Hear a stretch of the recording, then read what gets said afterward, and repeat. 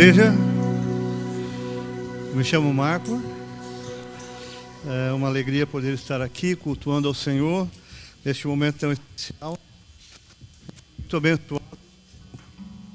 Deus já fez através dos irmãos, este louvor, os testemunhos, palavra dos irmãos lá, 3 palavras, né? 3 palavrinhas, é isso? Que Deus abençoe e como é bom podermos estar juntos nesse propósito de edificar um ao outro e glorificar o nome de Deus.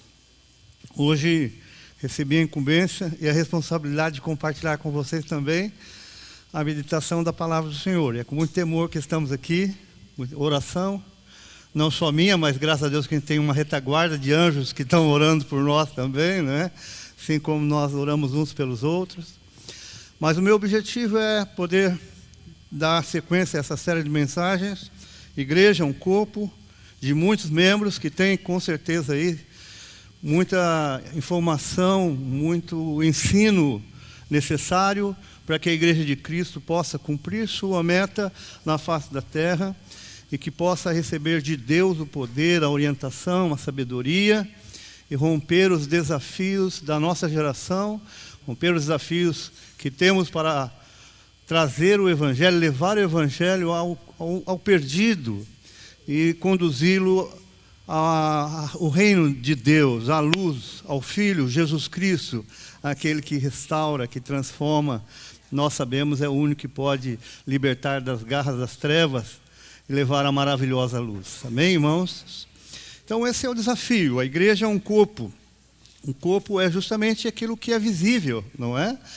Aquilo que se apresenta ao mundo. Só que ele é feito por muitos membros. E o que nós queremos destacar nessa verdade bíblica, hoje são 3 características desse corpo e desses membros que formam o corpo. A essência, a dinâmica e o limite. Os limites que formam, que fazem parte deste corpo. Confesso aos irmãos que essa mensagem surgiu por muitos anos de experiência na minha vida cristã. Eu sou bem aberto aos irmãos para dizer que hoje eu diria como seria importante se eu tivesse ouvido essas colocações, essa apresentação dessas características cristãs bem no início da minha vida de convertido, na minha vida com o Senhor. Teria me ajudado muito, teria me evitado muitos erros, teria aberto o meu entendimento para compreender que o corpo de Cristo não se limita à minha experiência pessoal, mas ele é muito mais dinâmico, ao mesmo tempo que ele é sólido, único, inegociável, que ele tem uma essência que precisa ser compreendida e fora dela, o corpo perde sua característica e, na verdade, até deixa de ser corpo. Então, a ideia é apresentar essas 3 características fantásticas, a essência do corpo de Cristo, seu dinamismo em atingir o homem, não importa a situação que ele está, seu momento que vive, e o limite desse dinamismo, dessa flexibilidade que o Evangelho apresenta na busca do homem. O texto básico está em João 17, 21, na oração sacerdotal de Jesus, onde ele ora de forma tão maravilhosa, não é? Diante da realidade dos muitos membros, das diferenças de cada convertido, e ele faz uma oração fantástica, a fim de que todos sejam um. Esse corpo, essa unidade, essa representação clara da vontade de Deus ao mundo. Amados, todo corpo, todo ser, ele tem suas características próprias, que o definem e diferenciam dos demais. Isso chama-se essência. Isso é, um ser, ele tem características tão intrínsecas à sua realidade, que se você tirar essas características, ele deixa de ser aquele ser. Isso chama-se a essência, não é? Nós iremos trabalhar isso de forma mais detalhada, mas adiantando para os irmãos aqui, deixa eu falar para vocês aqui, vamos lá, mesa, imagine mesa aí. Cada um de vocês pode ter, e acredito que tenha imaginado o que é uma mesa, uma cadeira. E se nós pudéssemos pegar o pensamento, a imagem que vocês criaram aí, com vocês, nós veremos que essas cadeiras não são iguais. Mas todas elas vão possuir características que definem a cadeira. O assento, o encosto, a sua forma de dar apoio ao chão. Então, o que acontece? Se você tirar o que é essencial dessa sua imagem, por exemplo, se você tirar o encosto, se você tirar o assento, ele pode ser qualquer outro ser, menos uma cadeira.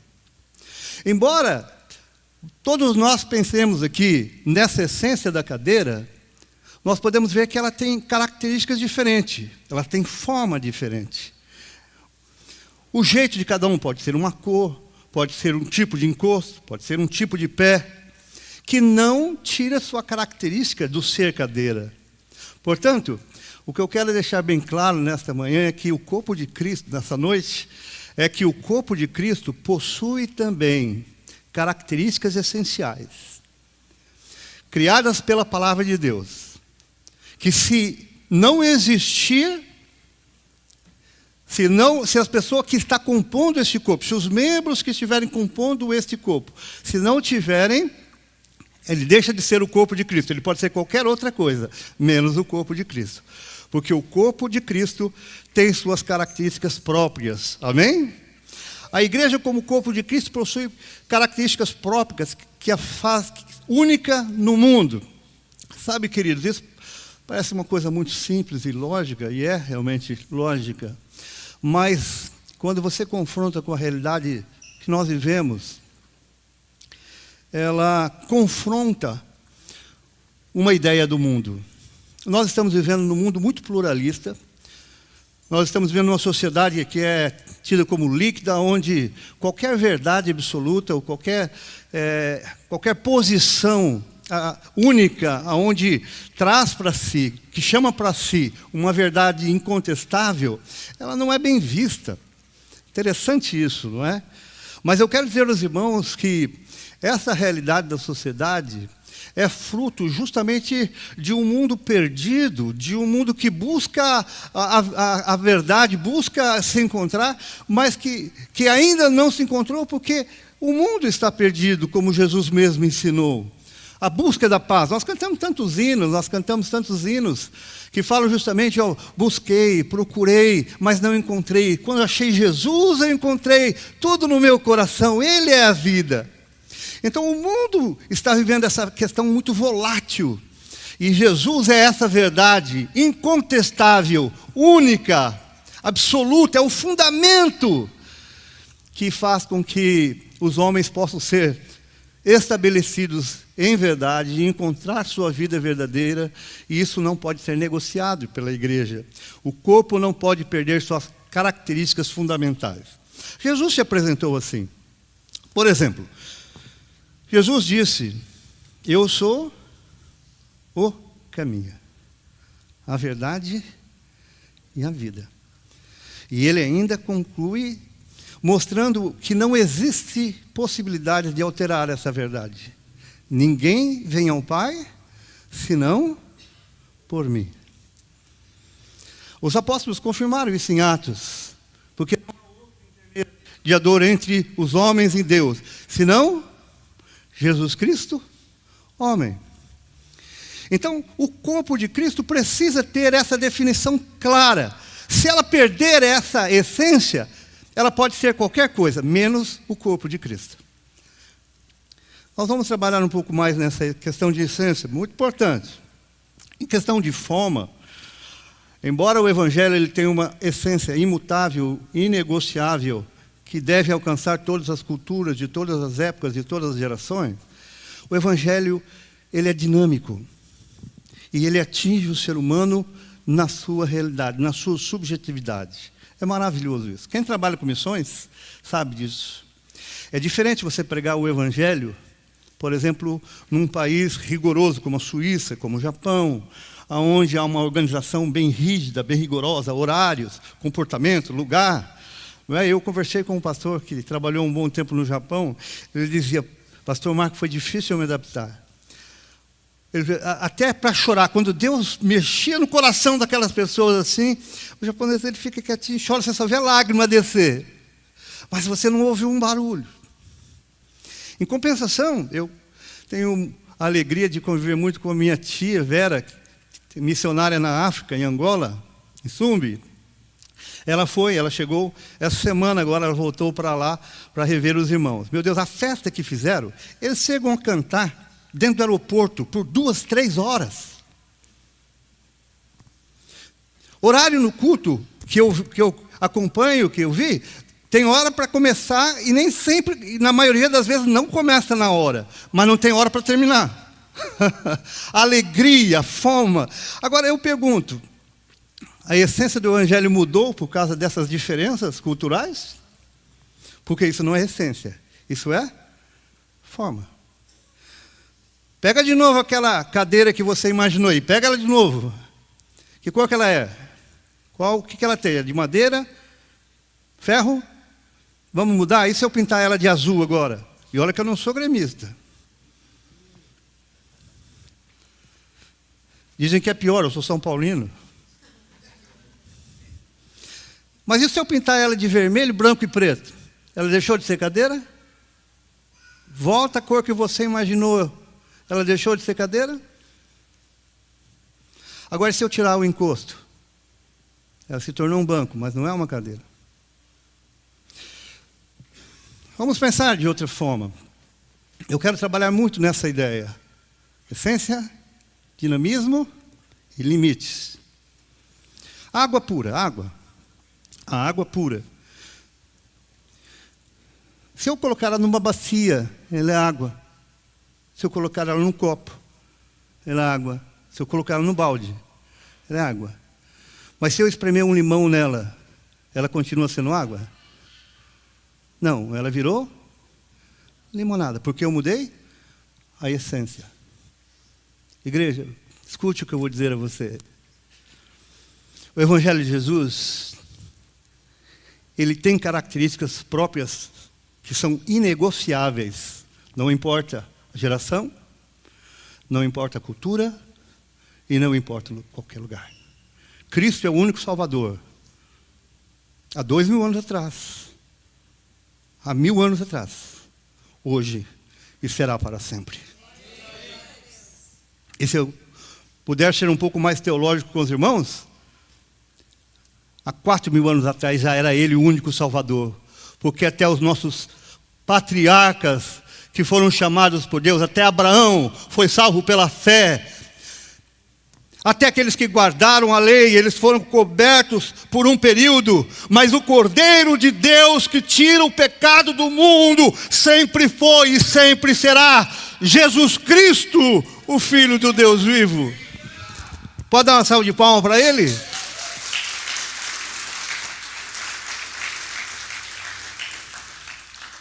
Essa diferença nem sempre é compreendida. É muito interessante, eu demorei para compreender.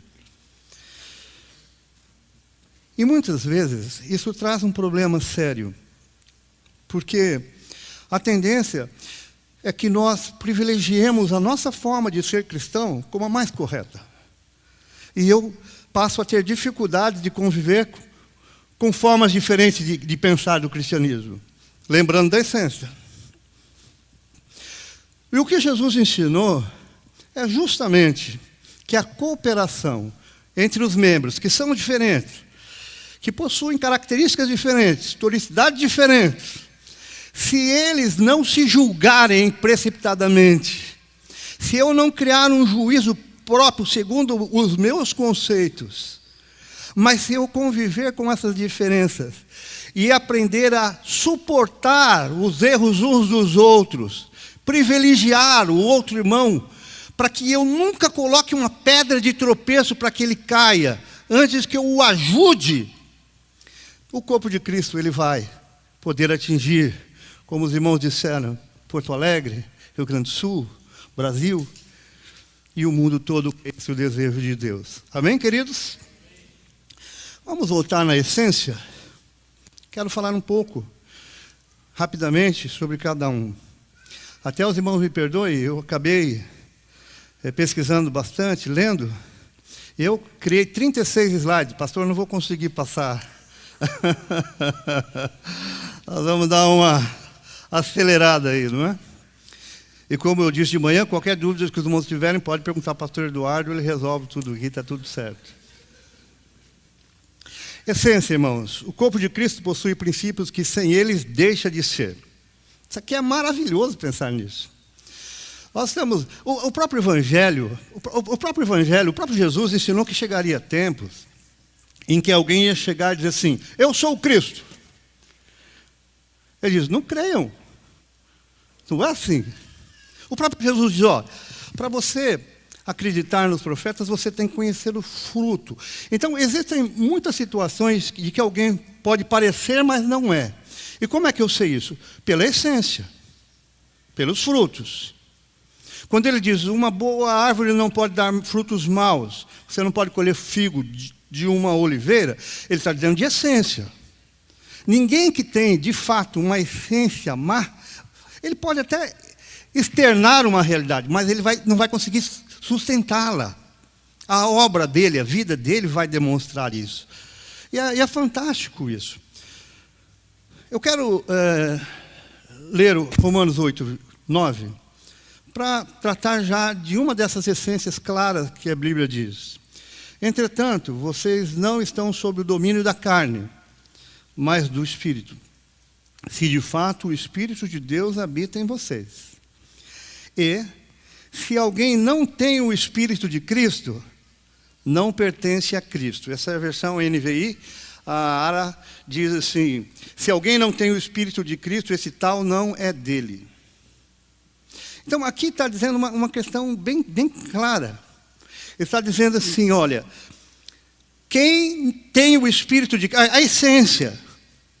Não adianta alguém falar de Cristo e não ter o Espírito de Cristo, Deus já sabe. Quando eu estive em 1995 em Israel, uma coisa me chamou muita atenção.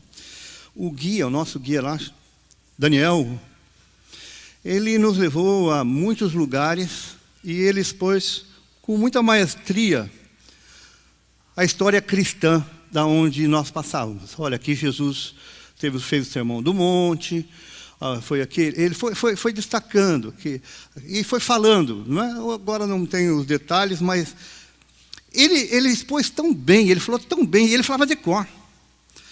Que nós, inclusive eu estava junto com um grupo de pastores que chegou até ele e disse assim, mas você se converteu, você é cristão? Como é que você fala? Eu falei assim, não, eu sou judeu, para mim Cristo não é, eu não creio em Cristo. E aquilo me chocou um pouco, porque eu percebi na prática que alguém pode conhecer o Evangelho, alguém pode entender o Evangelho, alguém pode estudar o Evangelho e não ser de Cristo. Então, não me espanta hoje que alguém pode até abrir uma igreja, falar de alguns versículos bíblicos, mas não guardar a essência de Cristo e, na verdade, não tem nada a ver com o corpo de Cristo. Você entende o que eu digo? E isso é sério, muito sério. Existem outros versículos que eu poderia citar, mas eu quero já pular para o Efésios 4, 6. Efésios 4 diz assim, há um só corpo e um só Espírito. Assim como a esperança para a qual vocês foram chamados é uma só. Há um só Senhor, uma só fé, um só batismo, um só Deus e Pai de todos, que é sobre todos, por meio de todos e em todos. Esse texto aqui, ele liga todos nós. Eu gostaria muito que você olhasse para o irmão que está do seu lado e dissesse assim, a sua fé é a minha fé. Diga para ele isso.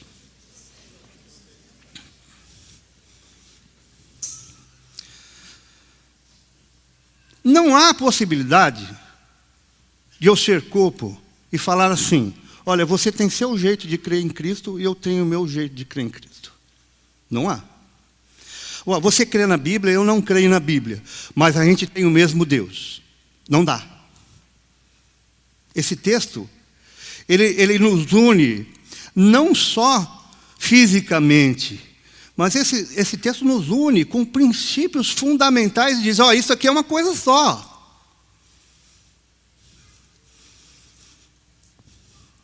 Por mais que eu ame o pecador e por mais que eu queira apresentar Cristo ao mundo, eu não posso abrir mão dessas verdades fundamentais, porque senão eu não vou estar salvando ele. Olha que interessante. Eu vi um missionário uma vez dizer o seguinte: Jesus disse que nós somos o sal do mundo, que é para transformar, para preservar, mas não disse vocês são o açúcar do mundo, que não é para tornar doce e agradável, porque o Evangelho, primeiro, ele confronta o pecador e mostra o seu estado de perdição, e em seguida mostra a solução, que é o sangue de Jesus Cristo, que nos purifica de todo o pecado. Mas são verdades inegociáveis. Não há para criar brechas, porque nós estamos não tratando de forma, nós estamos tratando de essência. Eu tentei, de uma certa forma, resumir o que a gente poderia trabalhar com essência. O mais próximo que eu cheguei é voltar à história da igreja reformada, da igreja protestante, chamada assim, porque protestou contra alguns princípios de fé, não é? Eu acho fantástico, acho que vale a pena, é necessário nós voltarmos a repensar nesses princípios que ficou chamado ou conhecido como 5 pontos da reforma protestante. Quem já ouviu falar sobre eles? Maravilhoso, não é? Na época, o latim era a língua mais usada, principalmente a nível teológico. Então, ele ficou conhecido pela sua forma em latim. Sola fide, sola scriptura, solus Christus, sola gratia, solo Dio gloria. Isso aqui é uma base, isso aqui é um fundamento. Isso aqui, nós estamos tratando de princípios. Que para nós, se deixar de existir isso em alguém, você descaracterizou o corpo, então não pertence. Lembra disso? Se você, a essência, o que é a essência? A essência essência é aquilo que, se você tirar, deixa de ser. Pode ser outra coisa, mas não é aquilo a qual se propôs ser. Então isso é a essência, eu estou falando de essência, solo fide. Nós cremos que nós somos salvos pela fé e não por mérito próprio. Ok? Tudo que nós alcançamos por Deus é pela fé. Certo pastor disse uma vez: nunca ore assim, Deus, me dê aquilo que eu mereço. Ou quando alguém ora assim: Senhor, eu estou pedindo, eu sei que eu não mereço. Está corretamente, é exatamente. Porque se Deus nos der o que nós merecemos, o salário do pecado é, mas o dom gratuito de Deus é a vida eterna através de Jesus Cristo. Então nós estamos aqui pela fé. Amém, irmãos? E isso é uma característica básica, que sem fé é impossível. Então eu não creio. Eu imagino que existe alguma coisa, mas eu não creio em Deus, eu não creio em um Deus pessoal. Eu não creio que Jesus Cristo é o Filho de Deus. Então, pode ser muita coisa. Tem direito. As pessoas podem, a liberdade das pessoas entenderem ou serem o que querem ser, é a liberdade. Mas, o corpo de Cristo não pode deixar de ter essa característica. Amém? Só na Escritura, que coisa linda. Qual é a âncora que dita o comportamento aceitável por Deus? Qual é a âncora que pode dizer, ó, isso faz parte do corpo de Cristo? A palavra de Deus, não é assim? Aquela velha e nova ao mesmo tempo, aquela imutável aplicação, não é? Tudo que você ouvir, tudo que alguém mandar você fazer, tudo que você ouviu, seja em qualquer lugar, num púlpito ou em qualquer lugar do mundo, que tenta direcionar o seu comportamento, a sua crença, você tem que fazer uma pergunta, não é? Qual é a pergunta? Qual a base bíblica para isso? Aonde que está escrito na Bíblia isso que eu devo fazer assim? Ah, mas eu tive uma experiência. Que legal, parabéns, experiências pessoais são maravilhosas. Mas se ela não estiver ancorada em uma verdade bíblica, ela não pode se tornar verdade absoluta. Amém, irmãos? Solos Cristos, preciso falar muito sobre isso? Deveria falar a noite toda, né? Essa é a parte mais importante. Quem nos salva? Cristo. Quem é o único que pode perdoar pecados? Cristo. Quem intercede por nós ao Pai, Cristo. Sola gratia está muito ligado à sola fide, né? Quer dizer, a graça de Deus, nós somos salvos pela graça, mediante a fé em Cristo Jesus. Outro fator importante é solo Deo Gloria.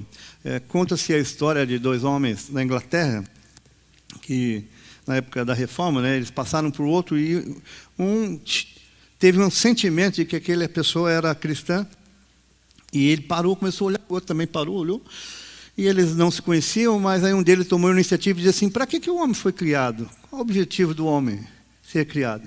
Aí o outro respondeu: para a glória de Deus. Ele diz: eu sabia que você era meu irmão. A identificação dos fundamentos da fé, da Bíblia, da palavra. Amém, irmãos?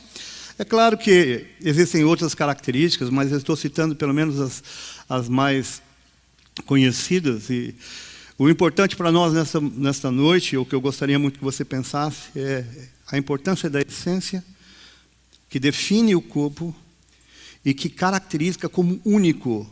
E elas são verdades fundamentais inegociáveis. Não importa a geração, não importa a cultura, não importa a época, isso será verdade para sempre. Amém, irmãos? Inclusive, eu quero dizer aos irmãos, essas verdades fundamentais julgarão os homens um dia.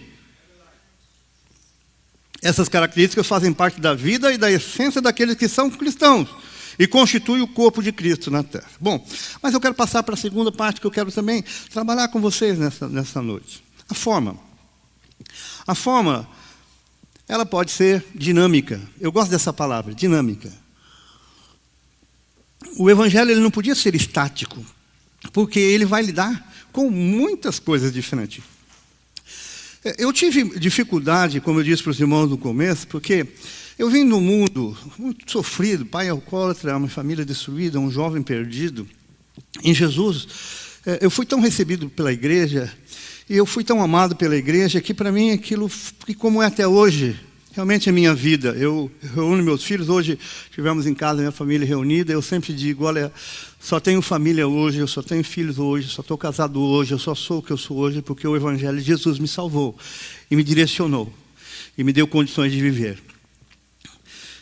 Eu amo o Evangelho, mas o que acontece é que na época, e é isso que eu me refiro, que eu gostaria de ter aprendido, o que eu estou transmitindo para vocês hoje, por causa dessa questão. Na época se ensinava muitas coisas que eram temporais, que eram só questões da época, como verdades fundamentais, como essência.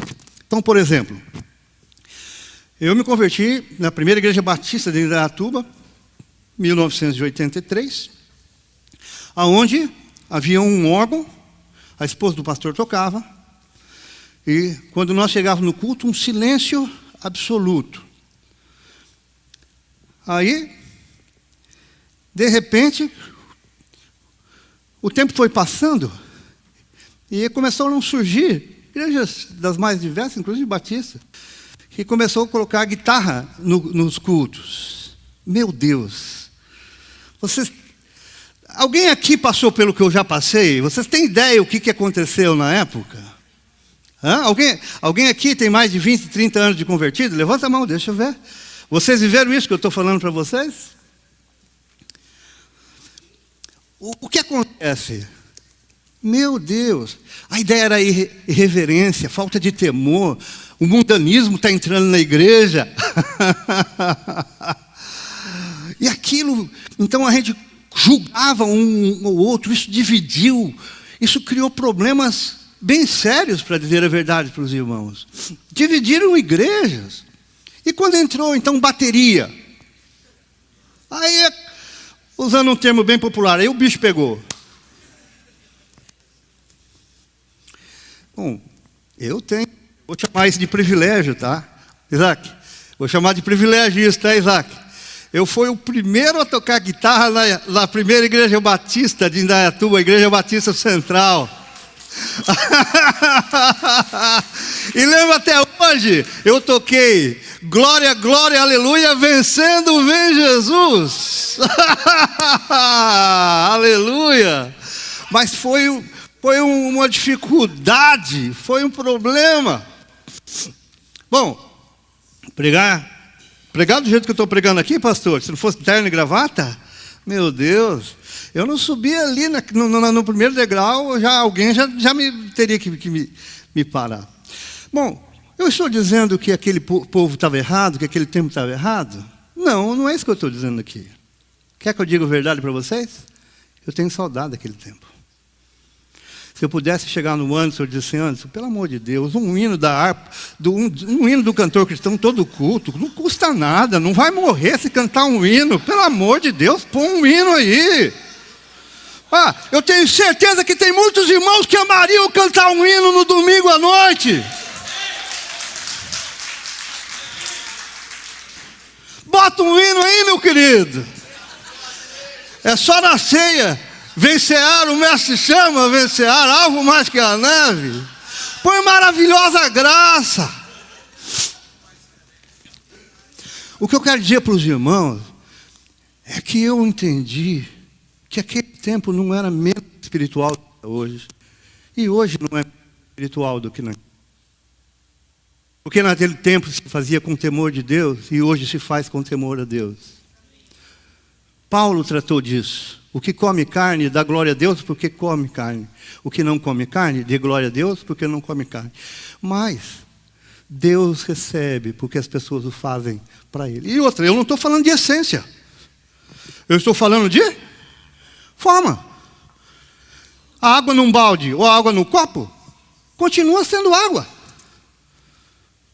Um culto cheio de movimento e barulho, se feito no temor de Deus, se faz parte da cultura daquele povo e o faz no temor com a presença de Deus, Deus o aceita. Amém, irmãos? Agora se faz tudo quietinho, bem silencioso, porque é assim que eles foram formados para louvar Deus. Um é mais espiritual do que o outro? Claro que não. Igreja preta. Pegando forte hoje com o louvor, né, Anderson?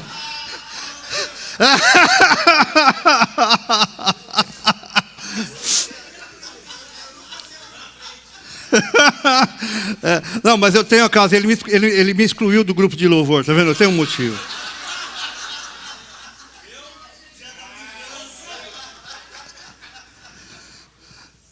Amados, como isso me libertou.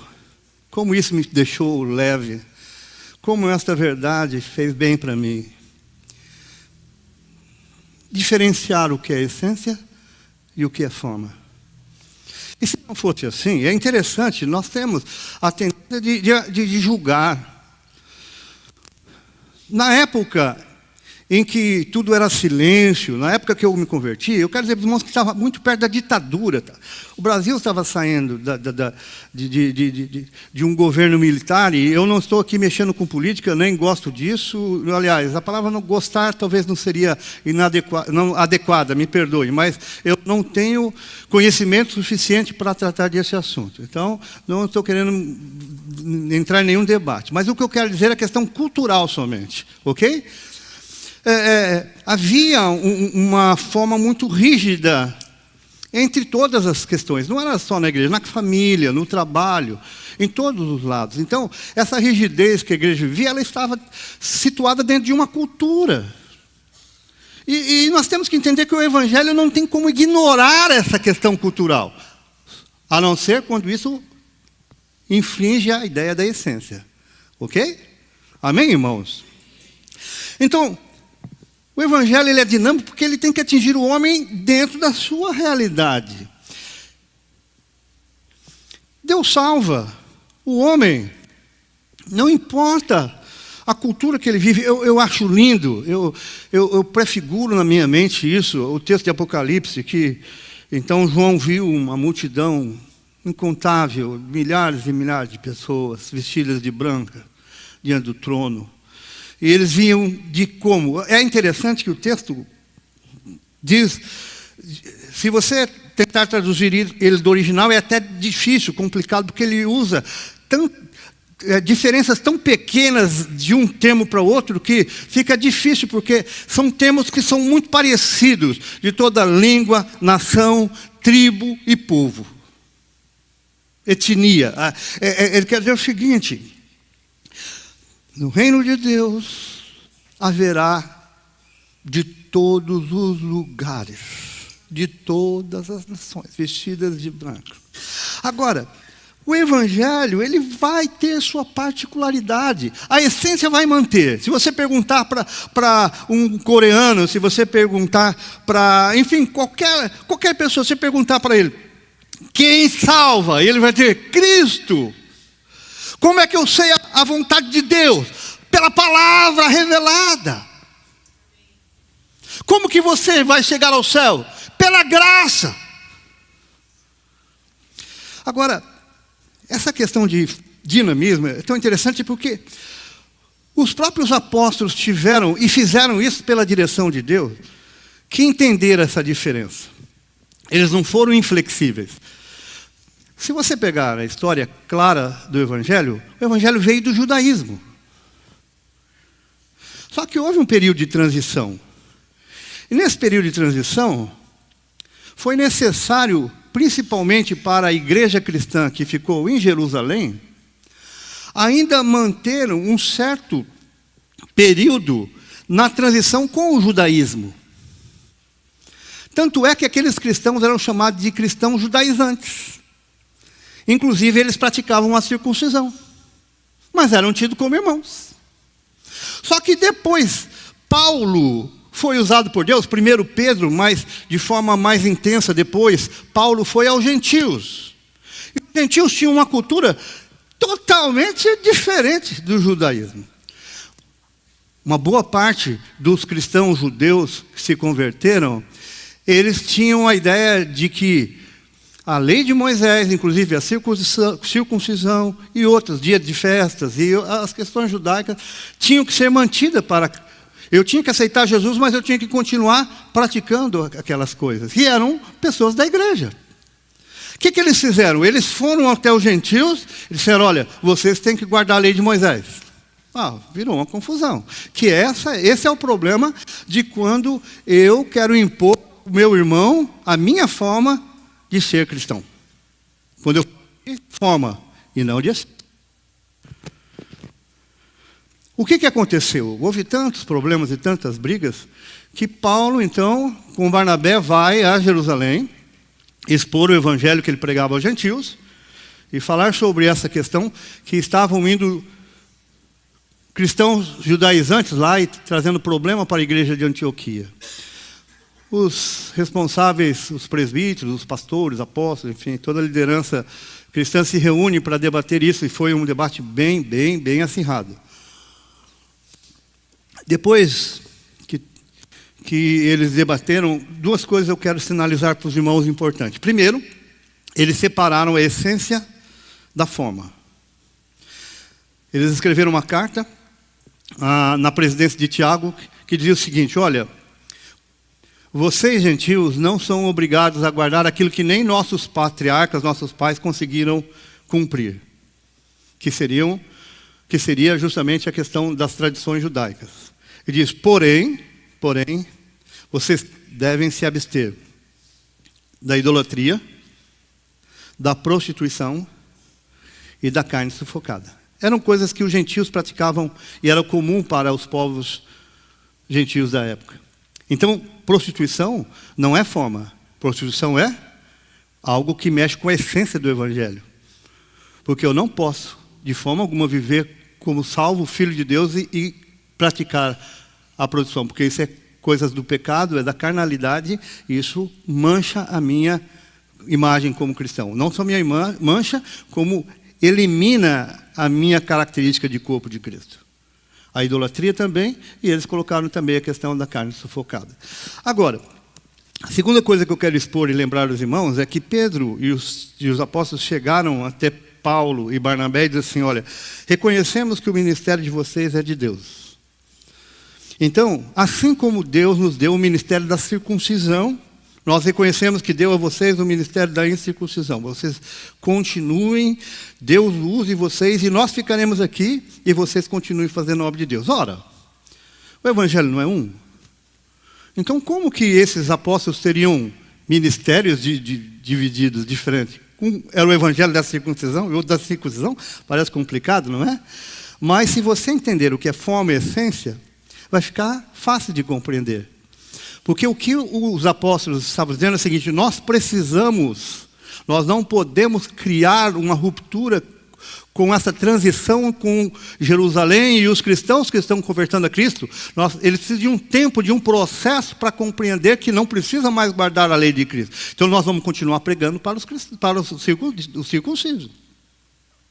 Agora você continue fazendo a obra de Deus. Aí Paulo escreve depois lá, diz assim: aquele que foi chamado circunciso não precisa quebrar a circuncisão. Se foi chamado incircunciso, não precisa circuncidar. Porque tanto a circuncisão como a incircuncisão não são nada.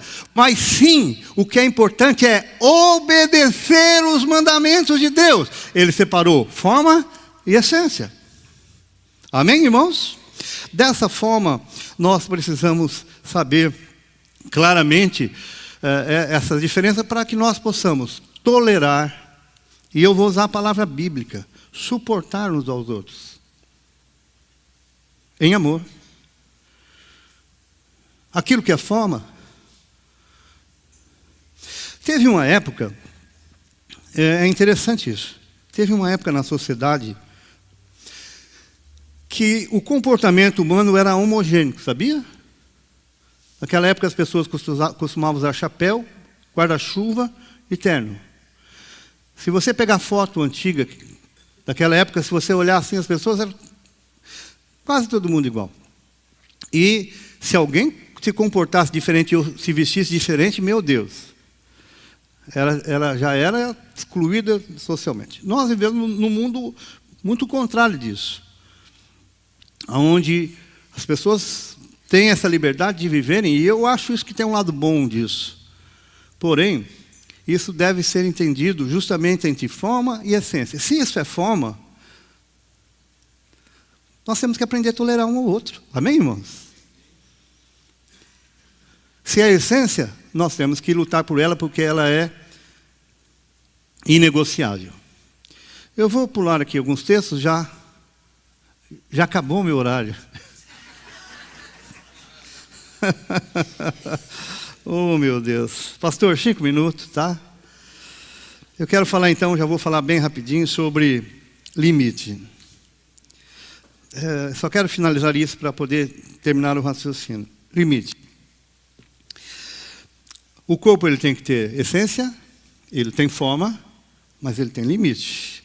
O que é limite? Olha como é que a gente precisa entender as verdades bíblicas, irmãos.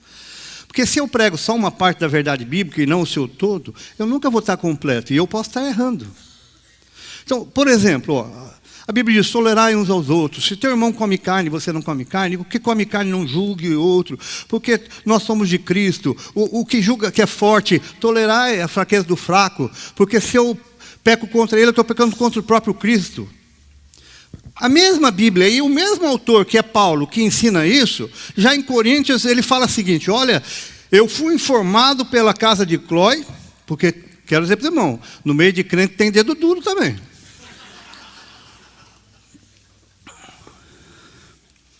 Eu fui informado pela casa de Clói que existe no meio de vocês, ele fala isso, uma impureza tão grande, que chega ao ponto de um homem, de um filho, ter relações sexuais com sua madrasta.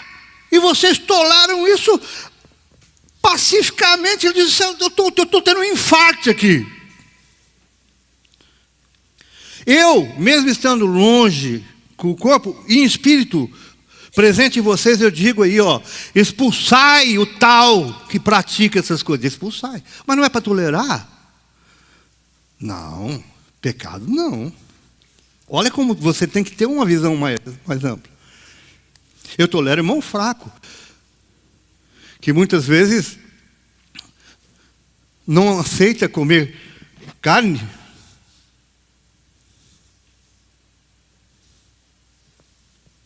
Mas tolerar alguém que se relaciona com a madrasta?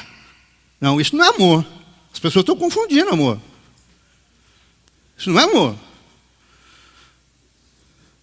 Isso é conivência com o pecado. Então, a flexibilidade, o dinamismo do Evangelho, ele não dá o direito de cada um criar ou viver o Evangelho do jeito que imagina ser certo.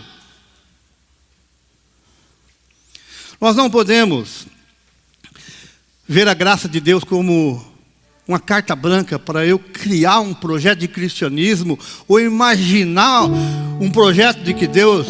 Já entendi.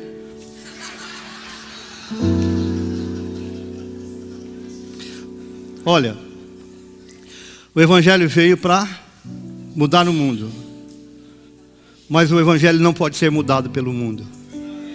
Você pode falar isso para o seu irmão, para gravar? Fala para ele então, o Evangelho veio para mudar o mundo, mas não pode ser mudado pelo mundo. Hoje estão inventando um monte de coisa aí. As pessoas vivem do jeito que a Bíblia condena e diz, não, mas Deus me ama.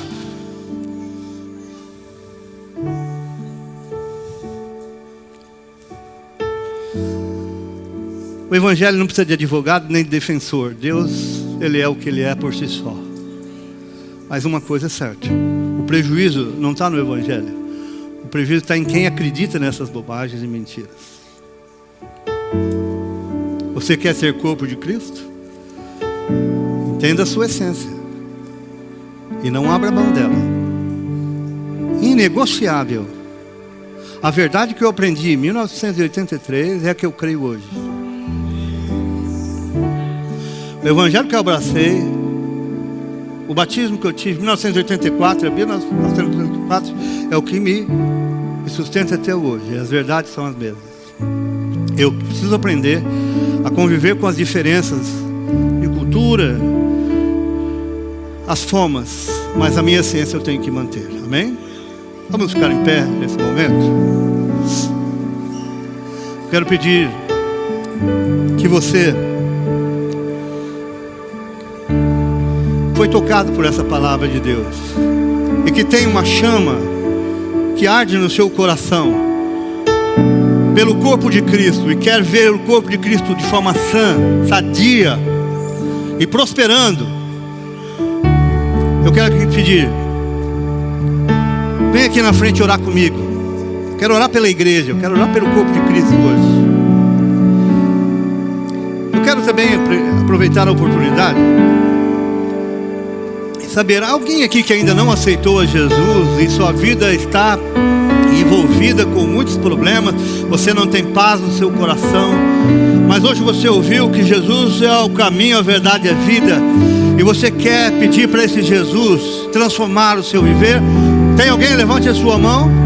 Deixa eu ver se tem alguém aqui que quer tomar esse passo importante da vida, que é o momento mais importante da sua existência. Tem alguém aqui? Eu não conheço todos que estão aqui. Se tem alguém, não perca a oportunidade. Venha, Jesus Cristo está de braços abertos, te esperando. Assim como Ele me salvou, um jovem perdido, e faz mais de 40 anos, e eu digo para você, foi a melhor coisa que aconteceu na minha vida. E eu convido você, faça o mesmo. Você nunca vai se arrepender. Se há alguém, levante sua mão, vem aqui à frente, você vai receber uma oração. Mas eu também quero convocar um exército aqui nessa noite, que ama o corpo de Cristo, que às vezes está incomodado por viver numa sociedade pluralista, líquida, onde as verdades absolutas são rejeitadas, mas que está disposto a pagar o preço de manter a essência do cristianismo e orar por isso. Então sai do seu lugar, eu quero pedir para você, vem aqui, vamos orar juntos. Vamos orar comigo aqui. Vamos interceder pela igreja. Onde está o povo que está disposto a dizer, Senhor, eu quero ver a tua igreja santa. Eu quero ver o teu povo mantendo a essência. Eu quero, Senhor, pedir que o Senhor venha levantar um povo forte, um povo corajoso que não tem medo de dizer que só Jesus Cristo é o caminho, a verdade e a vida, que não há outro meio para o homem ser salvo. Eu quero saber onde está o povo que tem coragem de dizer na faculdade, no seu trabalho, Eu creio na Bíblia como a palavra de Deus. Eu não tenho vergonha de dizer que eu creio que a Bíblia é a palavra de Deus. Saia do seu lugar, me ajude aqui a orar, a interceder, a clamar pela igreja, que ela possa ser mais forte que a vulnerabilidade da sociedade, que ela possa ser mais firme que a liquidez do homem, que aquilo que é inegociável possa ser mantido para a glória de Deus. Senhor nosso Deus, em nome de Jesus, eu quero te agradecer por essa noite, porque teu é o reino, o poder e a glória para sempre. Quero te louvar, porque tu nos enviaste a verdade